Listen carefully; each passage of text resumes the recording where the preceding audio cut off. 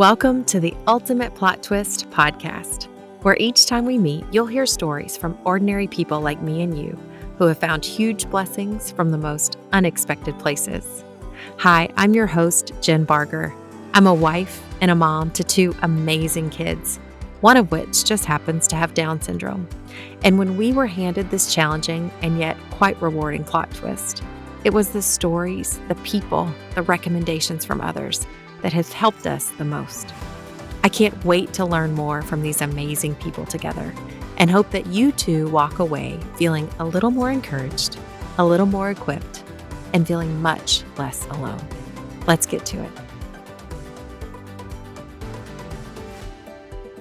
Hello, and welcome to another episode of The Ultimate Plot Twist. I'm your host, Jen Barger, and I'm here with a family friend from my childhood. This is Meredith Hall, and it's so fun to me to get to introduce you guys to her because this is, Meredith, man, I should have said this while we were sitting there talking a minute ago. Like, Meredith plays both a part in my story as a new mom with Down syndrome. You reached out to me when we first found out about my son and everything, but Meredith also plays a role in how I even found Jesus. I don't even know if you know that. Really? In my childhood, yes, in my youth, Meredith was a part of my youth group whenever I was growing up in Texarkana, Texas. And so we'll talk about that here in just a minute. But Meredith, can you tell us a little bit about who you are? Would you mind introducing yourself to my audience to start? Hello, I'm so excited to be here and just to talk to Jennifer and talk about life with kids with special needs and catch up a little bit. So I am a wife and a mom, and we have three kids. My husband's a pastor, and we homeschool, and so that's my world. So That's a lot. yeah. That's my world. Have you homeschooled the whole time? Yes. So Good our for oldest you. is 13, and we can talk about, all the kids, but the oldest is 13, and we've homeschooled from the very beginning. So Wow. Hudson, our one with Down syndrome, is the youngest, and right now he's in preschool, and we're just taking it year by year. We're not, anyway, Yeah. we can get into Yeah, that. I definitely want to unpack that. So tell me a little bit about your family. So you've been married now for how long? Wow. I should have thought about that before I got married. No worries. We got married in 2006. Okay. June All right. 3rd, 2006. All So, right. And you guys quickly started a family not too long after that. yes, I was 28 when we got Okay. married Okay. and 31 when our oldest was born. I think that's Okay. Yeah. No, I know. I'm bad with dates. Like once we have kids, once I got married, it all just kind of skews together. I have no it's idea what all day or time it is. yeah. And so your oldest, what's his name again? Benjamin. Benjamin. Benjamin is Awesome. 13. And then we have a little girl, Mabry, who's 10. Yes. And then we have Hudson, who's 6.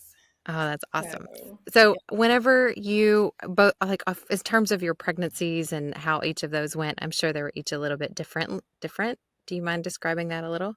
sure. So with Ben, with the oldest, we didn't have any trouble at all. It didn't even enter my mind to be worried about getting pregnant, to be worried about anything going wrong. Yeah. Which Yeah. is great. That's how it should Yeah. be. Yeah. So he was born, no complications. And then after he was born, we had 3 miscarriages within a year. And then we had Mabry. And Mabry, there were no complications. Everything was easy.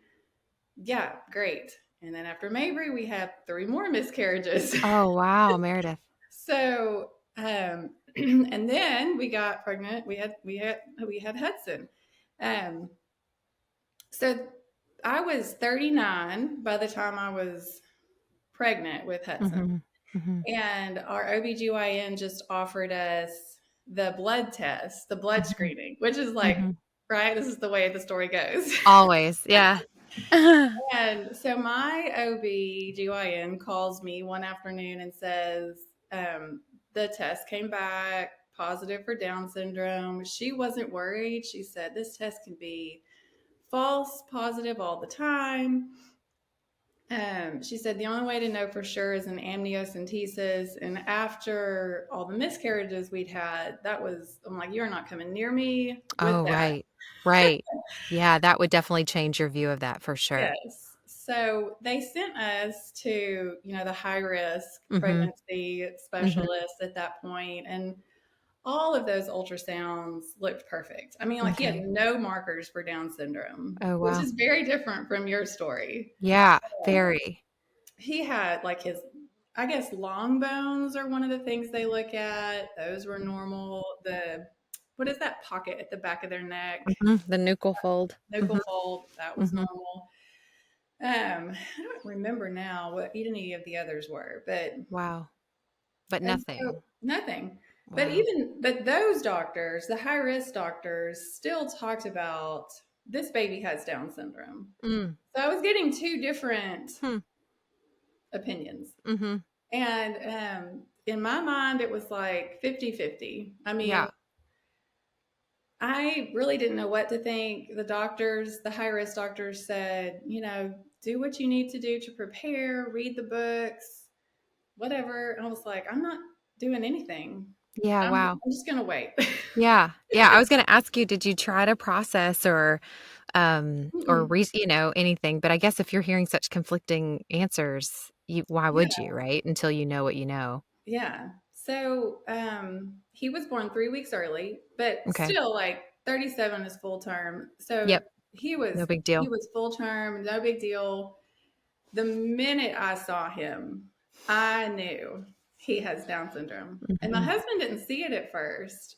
And in the delivery room, everything's just Mhm. crazy Chaotic. anyway and chaotic and um but he was fine. He was breathing fine.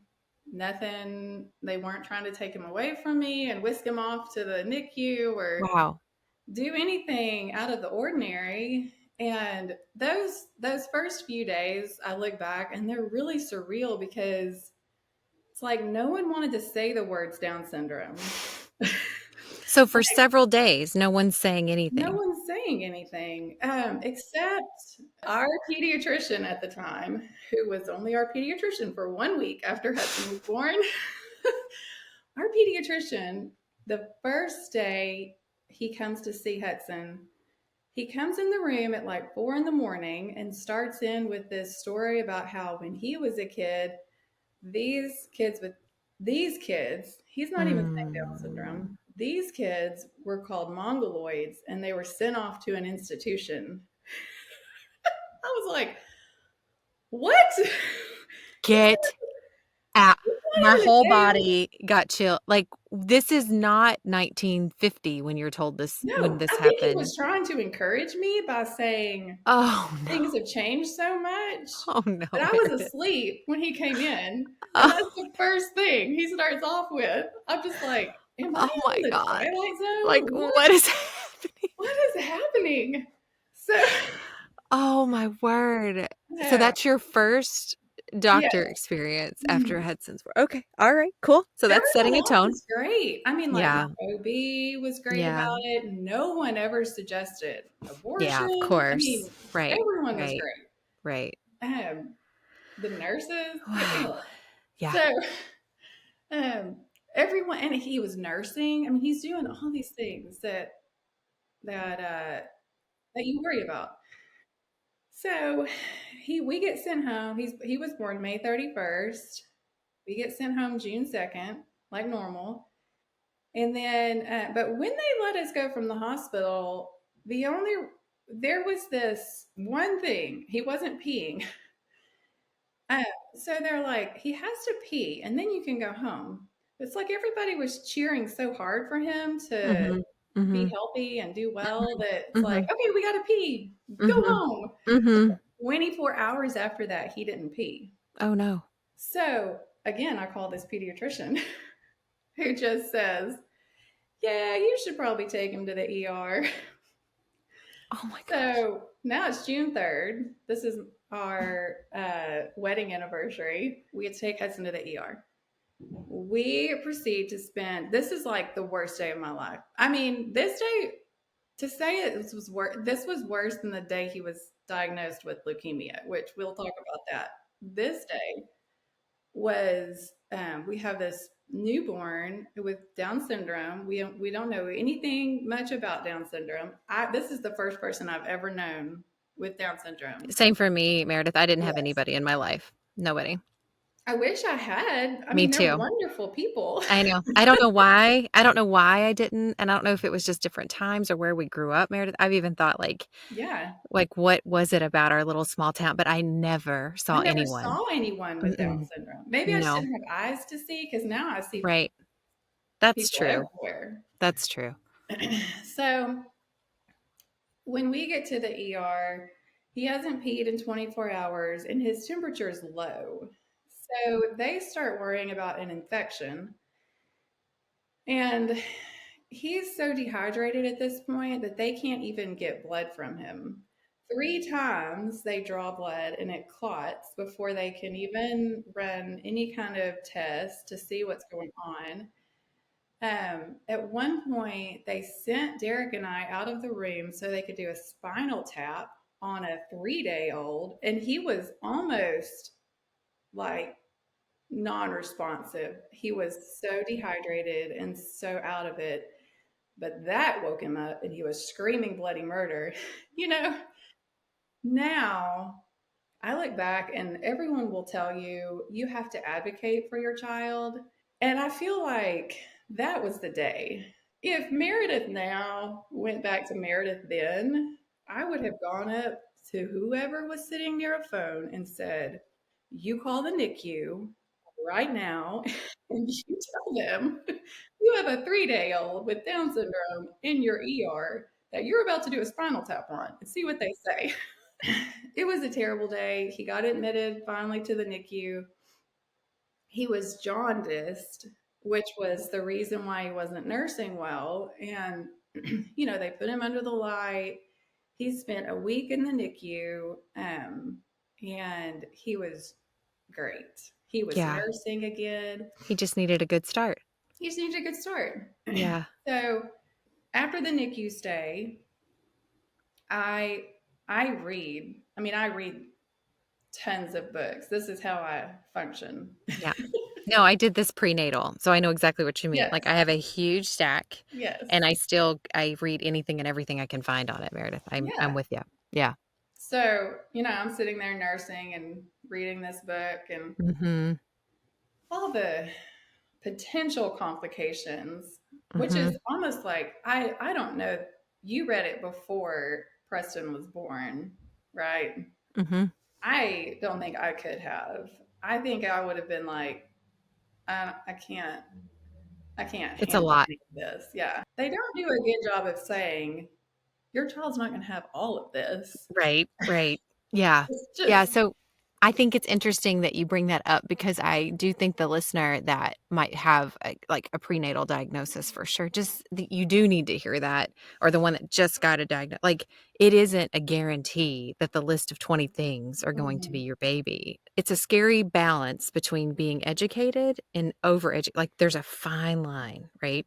And Yes. I have had to now, Meredith, stop with those books and stop with where we are in age. Meaning I'm reading up to 4. And then whatever can happen at 5 and 6, because they typically go by age. I'm like, we're not touching that because I just can't, right? Yeah. This is where we are. Be present where we are. So Yeah. that's been my role that's helped me. Mhm.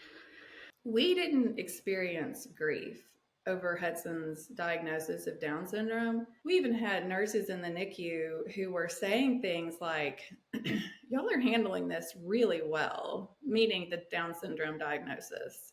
What do you think got you there, Meredith? Why? Well, I, I kept telling the nurses, I said, "We've had 6 miscarriages and Oh, he's yeah. alive and well." Like, That's right. I Yeah. get it. He's in the Perspective NICU. is everything. Yeah. Yeah. But I and the more that I was starting to like get to know Hudson, I even said to our pediatrician at one point before, they do that blood work that they send off that you have to Yep. get back to really confirm Down Yeah, where you syndrome are. Yeah. Yeah. once they're born. And I even said to our pediatrician who has a daughter with Down syndrome, I said, "Is it crazy that I'm hoping he does have it?" And she goes, "No, it's not crazy at all." I mean, this is where we were. Like, Wow. he's alive. We're figuring Yeah. out things about Down syndrome that Yeah. they just seem like, not to stereotype, they're all, we've had Yeah. many people, oh, they're always happy. And Yeah. No, they're not. they're not. But there's just something different about, It is. typically, Yeah. about people with Down syndrome, that they're wonderful. I know. I try to tell people, I'm like, everyone needs a Preston in their life. Like, I can't explain Yes. why, and I can't tell you like, but I can guarantee anyone that does, you're just changed a little bit. Mhm. And I'm not quite, can't quite put my finger on it, but I agree, Meredith. It is Yes. something special for sure. Mhm. So Hudson's moving along. He's healthy. He's progressing. I'm sure there's probably some milestones you guys are working through, but so when is the moment that it transitions to a leukemia diagnosis? Because that's Yeah. pretty huge. So for me, it starts in March of 2020. Okay. Our family got to go to the beach. Um, it was the week before everything shut down for COVID. Oh, okay. Okay. The week before we left, Hudson had had an ear infection, so he was just finishing up antibiotics.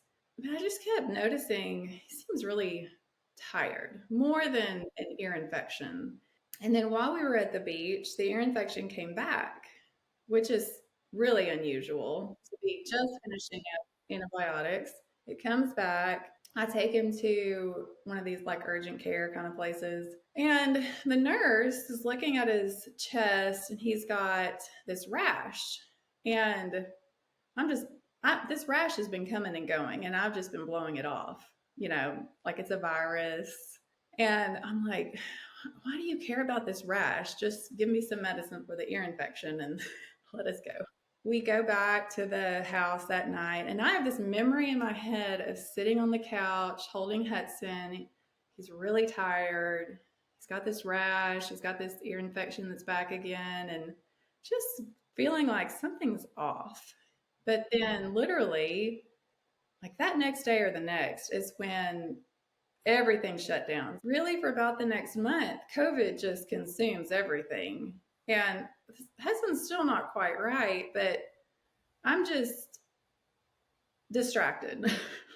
Yeah. Until now the tiredness never gets better, even once the ear infection's gone. And I mean tired, like he would just plop down in the middle of the floor and sag over. And he's 2 at the time. Like 2-year-olds Mm. don't sag over in the Mm. floor. Mm-mm. But even then, I'm thinking, well, maybe it's Down syndrome and the low muscle tone, and he gets tired more easily. I'm Mm-hmm. still trying to Mm-hmm. figure out Mm-hmm. how does this Down syndrome thing work? Play into it all. Yeah. Yeah.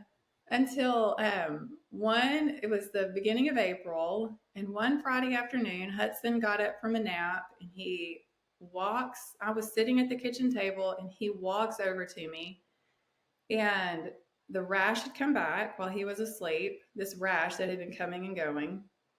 His eyes just have these black circles underneath them, and he looks exhausted. He looks just miserable. And it was like my brain clicked, and I was like, oh, you have leukemia. I mean, Oh my I goodness. knew it. Oh wow. I was like, of course, then I Google what are the symptoms of leukemia. Yeah.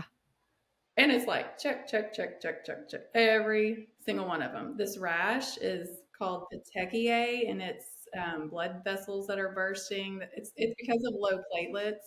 Mm-hmm. I I look back and think it was the grace of God. I am not a mom who diagnoses my kids. I'm Same. just not that mom. No, but I'm not either. Um, I don't try. I'm just shaking the next morning, calling the doctor. Of course, they like bring us in that morning. The nurse practitioner that we see just says, she listens to me and says, well, we'll run some blood work and we'll see. My pediatrician knew exactly what I was thinking. She pops her head in the door and says, Meredith, I really think this is just a virus. I don't want you to panic. Before you go home, we'll have an answer. It'll take 15 minutes to run this blood work, 15 or 20. 45 minutes later, Oh, because they're checking and double checking. 45 Yeah. minutes later, my pediatrician and the nurse practitioner come back in the room without a mask on. Mm. And as soon as I saw them without a mask on, I was like, Mm-hmm. I know what you're about to tell me. And, the first words out of her mouth were, Meredith, this is not what I wanted to see. Yeah. And she had already been on the phone with the oncologist Oh, wow. and with the hospital. So we went straight to the hospital. We went to just the normal pediatric floor, and they drew more blood work as soon as we got there. As soon as they got that blood work back, the I don't even remember if it was the nurse, I don't know who it was, comes back in the room and says, we have to move you to the ICU. We just got here. What? And from the time we were at the doctor's office to the time we were at the hospital, which was just an hour maybe, it had gone up so much that they were worried. So as cancer cells are breaking down, they're releasing everything that's in those cells, like potassium, sodium, all these things that can start to affect your heart, that can start to affect other organs, are just getting dumped into the bloodstream. And so they needed to be able to monitor his heart and other organ functions. Because that's how fast it was progressing inside his body. Wow, It's Meredith. crazy to me. I mean, like when I say the Lord, like not audibly spoke, but might as well have on that Friday. Yeah. Yeah. No, I agree. To give you the intuition to not blow it off, Yes. right? Like when things happen, I know personally, I try very hard not to go to level 100 because I'm already there Yeah. because he's already, I just am trying to take care of that little guy. And so the fact that yeah, that you had that Holy Spirit moment that said, Mhm. Meredith, this is the thing. And so Yeah. you didn't delay. I mean, Hmm. my goodness. Wow. Yeah. So even So from you're, the beginning, we saw God's hand in it. yeah, So we were terrified and it was gut wrenching. yeah, But I think we'd already been through so much with the miscarriages, with the yeah, Down syndrome diagnosis, um, with some difficult moves. We've moved several times. It's always hard. yeah, And so many times we've asked the question, why? Why is this happening to me?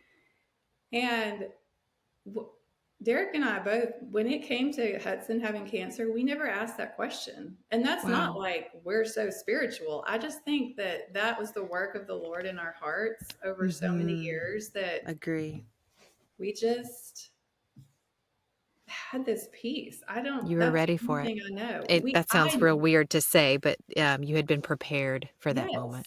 there was not a day that I thought he's not going to live. Mm. That wasn't a fear I had. Wow, And Meredith. that's, again, like just the grace of God. 100%. Oh my goodness. Okay, so whew, you're rushed to the ICU, and I know some of these pieces, so let's just string it together for everybody. But you're rushed to the ICU, you're given this aggressive diagnosis. You guys immediately start rounds of chemo immediately. And Hmm. so the entire treatment process for HUD was how long? 2.5 years. Well, That's April, May, June, 26 months. yeah, 26 months. Yes. And so it's during the peak of COVID. So there's only one parent that can be there different times. I Mhm. remember you were straddling fences and trying to figure out how to be mom to two and mom to one and all the things. So how were your kids dealing through this process? Like, how did you explain? I mean, maybe that's probably a good left turn, just kind of is as the mom's trying to figure out how to even talk to their kids. Was Yeah. there something that you found was helpful, some resources even that you would suggest? Derek is the one who had to tell them because he was the one who was home. And he has said it was the hardest conversation he's ever had to have in his life, was having to tell Ben and Mabry, their brother, who they thought was fairly healthy, left to go to the doctor and now is not coming home for weeks. Yeah, yeah, and and the feelings that come with that, right? There's not a good answer to that question. I think you just try to keep talking to them and listening to them That's a when great they answer, do Meredith. share those Just things. keep the lane open, right? So you get through, you're trudging along, right? Your family's trudging along, and guys, again, the reason why I know this, Meredith was it was extremely transparent with your circles on various social media platforms in an effort to ask for prayer, right? And I could tell too, Meredith, that was a way for you also. I won't say therapeutic, but in some ways I could feel that, right? Like, let me just get some feelings Let me out just and different. process this. Yep, and processing and I'm not a sharing. verbal processor. I'm like, what is that? Oh, I process by writing. Yes, it was really, and a lot of great feelings that helped us as your people kind of understand. And then as you got towards the end, so as we've said already, like Hudson made it through, and he's thriving now, right? But that process, how has it changed your family, and where are you guys now? I think there are things that we don't take for granted that I think we would otherwise. Like Hudson was in the hospital with COVID over Christmas of 2020, and he was in there for 11 days. And your kids just start to shine in these moments. Ben and Mabry both said, we didn't prompt this. They said, we don't want to open Christmas presents until Hudson's home from the hospital. And we would never have asked that of them or knew they Right. were capable of that. Yeah, A wow, kid. that's amazing. Yeah. Um, So it's definitely, I mean, that little close knit of those yeah, 3, right? Like, that's pretty cool. yeah, they're really close. The now they fight, Oh, sure. Close and fight are but not the they same thing. are very close. Yes. Yeah.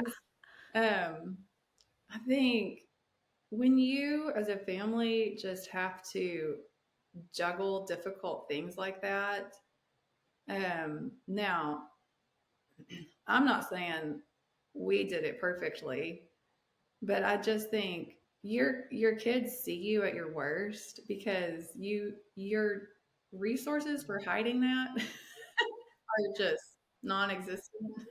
When they can see you at your worst, but then you can still come back and laugh again and talk about what you're grateful for again. I mean, that's just life. I hope we're just teaching them how to walk through life, that there's difficult things that are going to happen, that they don't have to be that they're not that's not the end of the Yeah. story. Yeah, that's not, no. Oh my goodness. And then, the statistic rates are super high, Meredith, for those of us who have a kid with special needs and marriages that don't quite make it. And then you Mm-hmm. add on folks that have medical complications, whether they're medically complicated kids or they walk through something like leukemia. The stats get scary. Um, Tell me, how did you and Derek navigate that? And do you have any advice for couples that are in the midst of the storm there? Yeah. So we had things that we did, not even, it's not like we sat around and went, let's brainstorm. How do we keep our marriage strong? It was just like desperation. How do we navigate this? So, one thing we did when Hudson was in the hospital, the first time he was in the hospital was the longest he ever stayed in the hospital. I think it was 2.5 weeks or something like that. And we had this little journal that we would just write notes back and forth in. We traded off nights. That's just how we made it work. Other families, whatever works. That's what we did. We traded off notes every night to each other in this little journal. And sometimes it was just, here's what Hudson ate today in case you need ideas for what to order for him to eat. Like, let me make your life a little bit easier here. um, we also, at the time, we lived in Amarillo, Texas, and it's a really dry climate. So you could sit outside at night just about year round. We would put our kids to bed and just go sit outside and just hang out.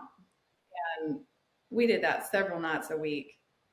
Um, I would say, I think one of the things is not that we don't watch TV, we watch TV and our kids watch plenty of TV, but not to make that your go-to at night. Yeah. That to make it a habit of just spending time together. Derek is really good about praying with me before we go to sleep. And we are always quick to tell people, even that, it's not like we're not getting on our knees and spending 30 or 45 minutes in prayer. Like it is, he grabs my hand, thank you, God, for this day. I mean, it is like a brief, Mm-hmm. but I just think those things, we were having this conversation last night about there are things that we don't even know that affect our spiritual lives in good and bad ways.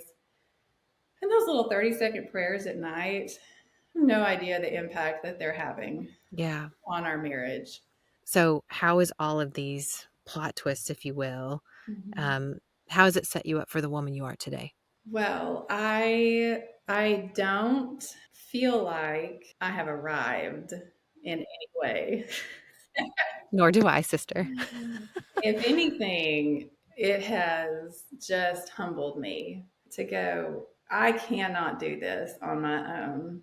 And the second I start to think that I have it figured out or I can do it, man, God is quick to step in and make sure Mm, in one way or another same girl. Same that girl. I don't keep thinking that. Oh man, I hear you. No, I clearly your perspectives are definitely, you can hear it in your voice and how you share, right? Like your priorities and even the things that maybe feel a little less important, right? Yeah. It's just it It kind of, changes your priorities. Having yeah. a kid with Down syndrome changes your Oh, priorities from day one. because they're not going to be successful in the ways that the world expects, Not in the same way, no. but they are going to be successful in ways that maybe the world should value more: compassion and forgiveness and love. And man, like he teaches us every day how to be more patient and kind and gentle and merciful and forgiving. And like we, my husband will say to people, and I agree with him, that we all as humans, we all bear the image of God. We are image bearers. And he will say, it's like Hudson just bears God's image a little better than we Mm, do. Just because of those things, a because little he's less so quick to veiled. forgive and so Yeah. loving and merciful. And Yeah. that's what he means by that. Not that he's Mhm. perfect. He's not. No, no, no, no. I know what you mean. Yeah, no, that's a really beautiful way to say it. Okay, Meredith, if anybody wants to reach out to you and talk to you in the future, or they're walking through this and they need some help, or just to compare some notes, how's the best way for them to get in touch with you? I'm on Instagram. You have Okay, my Instagram. I do. I will I put that in the notes below. Do you respond Yes, well to that? We'll do that. Okay. yeah, I'm on Instagram. I don't even mind if you share my email. Okay, I'll Uh, do that as well. Meredith, I want to tell you, friend, like so back up. When I was in junior high and through high school, Meredith was always that really cool older sibling of one of my, I guess, people in my youth group. And you were always so sweet to me. She would let me ride with her to certain things. I thought she was the coolest chick on the planet.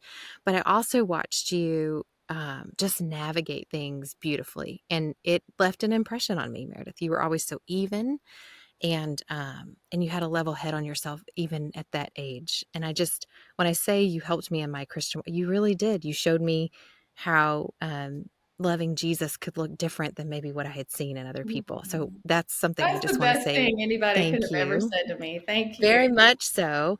And then fast forward, Meredith was one of the first people that reached out to me when I first shared my diagnosis story. And I get emotional because I was so scared and so vulnerable, right? And I had this moment where I was like, I need to kind of put this out here on social because I just wanted people to pray. And you were one of the very first people to immediately reach out. I just want to tell you thank you. Like you met me in a time where I needed safe people, right? And just thank you for that. So thank you, Thanks, Meredith. Jennifer. It was good to see you. Good to You talk. too.